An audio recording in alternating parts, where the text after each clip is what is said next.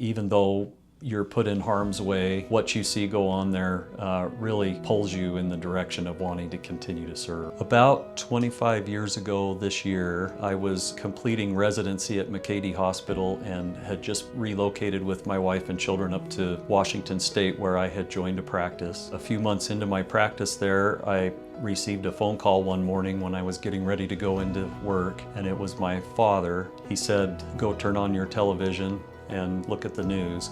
I turned on the television just in time to see the second plane collide with the towers in New York. In that phone call, he said to me, "Son, every good American right now will give service to his country when his country needs him."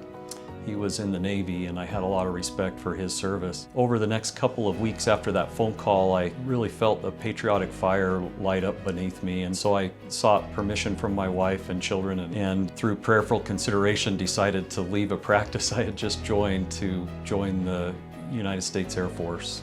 Initially, we had signed up for a 3-year commitment, but what was initially going to be 3 years ended up being 21 years of active duty service. My job in the Air Force was pretty much what my job is now. I was a family physician. In the Air Force, they use family physicians pretty heavily in the emergency room. I delivered babies for the first half of my career, a lot of urgent care. The latter half of my career was mostly leadership positions, so jobs like Surgeon General and Medical Director. And the first time I knew that I wanted to change a 3-year commitment into a full career with the Air Force was during my first deployment to the Middle East. Even though you're put in harm's way, what you see go on there really pulls you in the direction of wanting to continue to serve. There's a special brotherhood that exists, or sisterhood that exists, with the people that you spend your time with, especially the ones you spend your time with in harm's way. And that camaraderie is really unmatched anywhere on this earth, and hard to describe.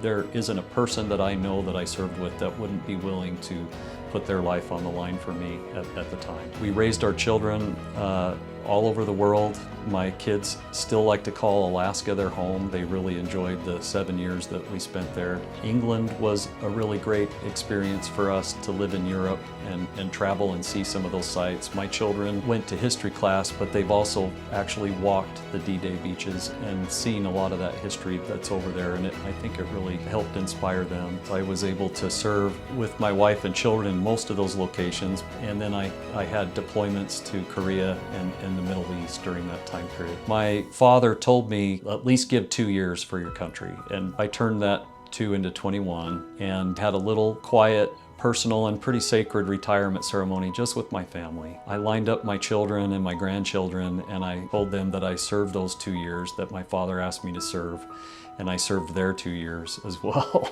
So I don't know whether any of them will join or not, but I certainly admire anybody that is willing to give their time and effort to serve their country. I'm Dr. Huntzinger. I'm a family physician at Ogden Clinic, and I look forward to getting to know a lot of you.